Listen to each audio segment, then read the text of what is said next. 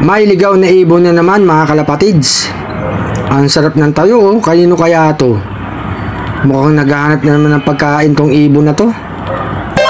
Gutom na ibon. Si RC Stichelbout, mukhang malungkot ah. Mapapasabak pa naman to sa Santiago Isabela sa linggo. No. Andito pa rin yung ligaw na ibon mga kalapatids, ayaw umalis. Kanino kayang ibon to?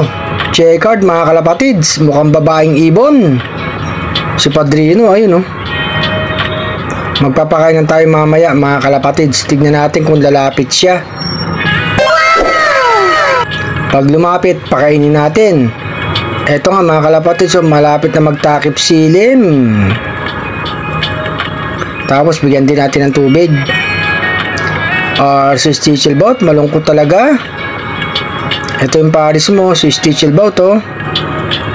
Ngiti naman dyan.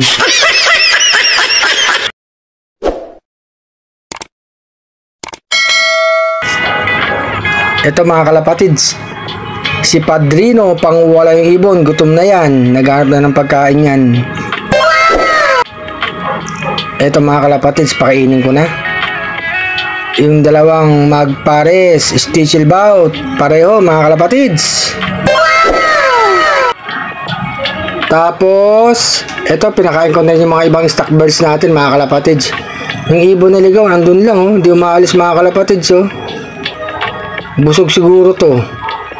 Hindi lumalapit eh. Sa kumakain ng mga ibon, mga kalapatids. Nagbigay na rin tayo ng tubig, mga kalapatids. Etong isa may tubig na rin at pagkain. Andun pa rin yung ligaw na ibon. Eto nga si Orsolog, mga kalapatids. Magandang araw.